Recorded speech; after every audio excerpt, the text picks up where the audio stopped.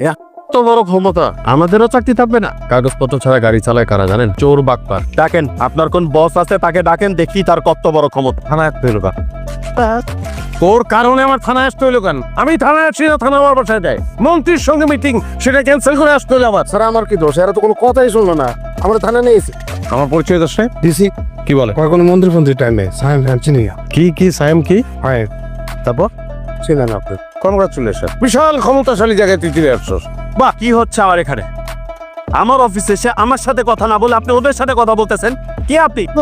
আপনার অনেক সাহস এবং আপনার অজ্ঞতা প্রস্তুত। আপনি আমার গাড়ি আটকাইছেন, আমার ড্রাইভারকে আটকাইছেন, কেন আপনি আমাকে চেনেন না? সায়েম চৌধুরী, সিআইপি, আপনাদের থেকে অনেক বড় বড় হ্যাডমল অফিসারদেরকে স্যার বাম পকেটে নিয়ে ঘোরেন।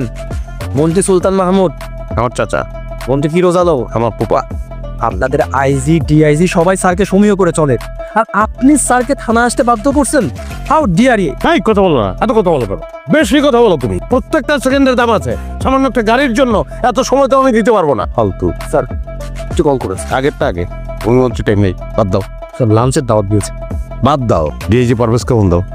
জি স্যার, আমরা মনে ভুল করে ফেলছি, কারণে ছুটি আমার কোনো ক্ষতি হয়। আসসালামু আলাইকুম স্যার, আপনার সাথে কথা বলবেন। স্যার ওয়ালাইকুম আসসালাম। আমি সরি আপনাকে ফোন করতে বাধ্য হলাম। আমি চাই একজন ওসি সাসপেন্ড হোক, এবং সেটা রাইট নাও। না, তাকে সাসপেন্ড কেন করতে হবে সেটা শুনবেন না আপনি? স্যার সরি, আসলে একটা মিসআন্ডারস্ট্যান্ডিং হয়ে গেছে। I am vexed. সরি আচ্ছা, আমি আপনাকে পরে জানাচ্ছি। Sorry sir, please. সরি বললেন,